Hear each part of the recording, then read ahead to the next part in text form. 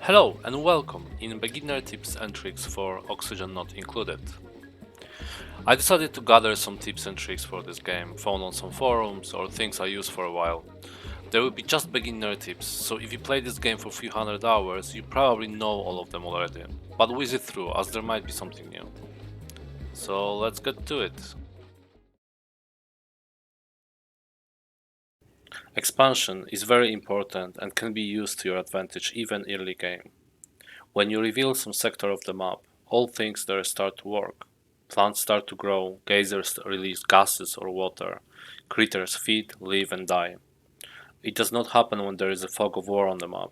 So even if you do not plan to open the cool steam geyser for example, it is worth to see it, as it will start to produce steam according to its cycles.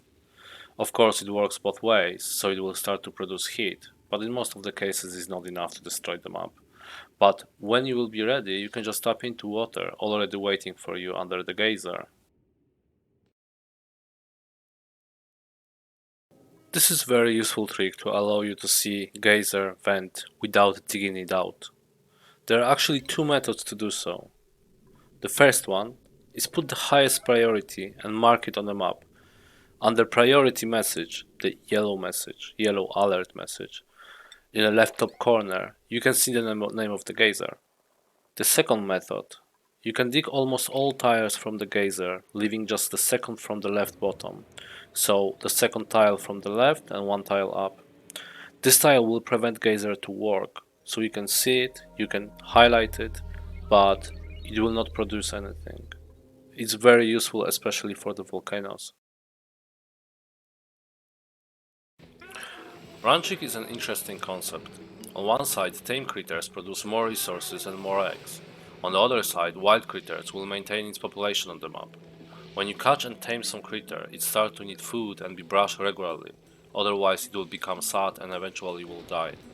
Therefore, I usually catch wild critters, do not tame them, but drop them in one location and let them be. Wild critter will always produce one egg to maintain population on the map. It can be hungry, left alone, as long as it's within its temperature, it can stay there for hundreds of cycles. Ah, yeah, and you can shear wild dragons. When I want to start a new farm, I just take one critter, the one with no reproduction stat, as it dropped already an egg, and tame it. It will reset its reproduction and allow it to have more eggs. So on one side, maintain the population of critters on our asteroid, in case something happens with the farm, we'll run out of food or I will want to rebuild it. But at the same time, set up the new farm. Easy. Just remember about the temperature ranges, and do not close critters in a box room. They can be overcrowded. Just leave free open farm with small room for the critter drop. Nice and easy.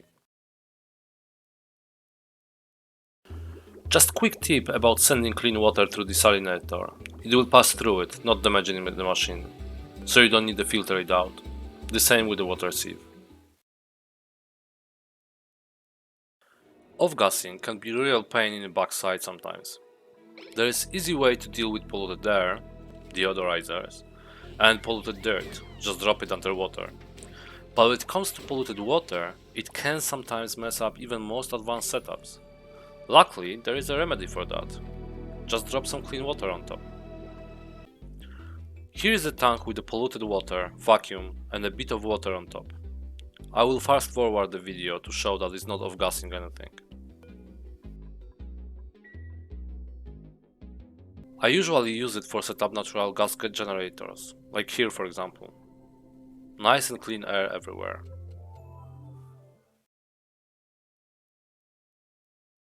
This tip will become your second nature after a few hours of building random piping around your base. Try to set up bridges on pipes in key points of piping. There are two reasons for that. First, it will allow you to rebuild this pipe later on without annoying emptying a pipe first. When you remove the bridge, no water will drop on the floor. And second, it helps liquid flow so it will not try to go reverse in random places, like one signs on street.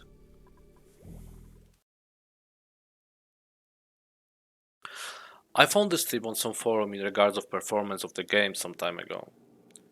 After a few hundred cycles, game tend to choke up to the point that sometimes it's unplayable. Clay done an amazing job on performance side with the last update, so it not happen that much. But if you still struggle, Try to cover unused parts of the map with tiles. Tile is solid block, so computer does not need to calculate liquid or gas flow on that tile. I tested it few times and it really helps, to the point that I actually included it to my every game as a standard activity. Usually what I do with cold biomes, instead of digging out snow or ice, I flood it with hot water from some geyser. Main reason for that is, if you dig snow or ice tile, it loses half of its mass. When you flood it, it must stay the same.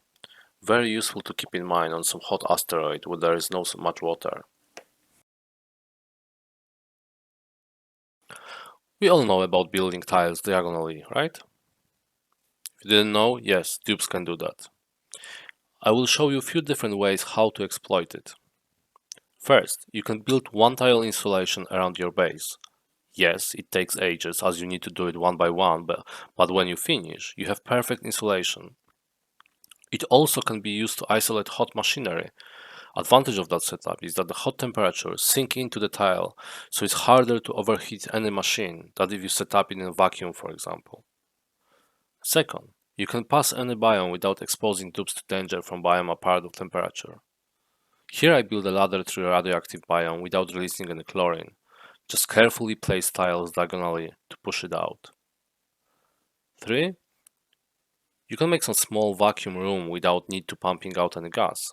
Since dupes can build and deconstruct tiles diagonally, it is easy to build, shoot, and drop anything to that small closed room, like food for example. This tip is related to swamp biome as I played on this one the most. There are actually two advices I noticed changed my game drastically. First, swamp chard does not expire. It is like nutrition bar. You can live on it around 100 cycles without worrying to build a fridge. Second, at the beginning, do not worry about polluted air. I know dupes get debuff, but it is only possible to clear that debuff once dupes breathe only clean air. I took my time and set up closed base with separate oxygen system instead of trying to fight it before. When I stopped worrying about it, this asteroid became much easier. Okay, that's it. Thank you very much for watching guys and good luck!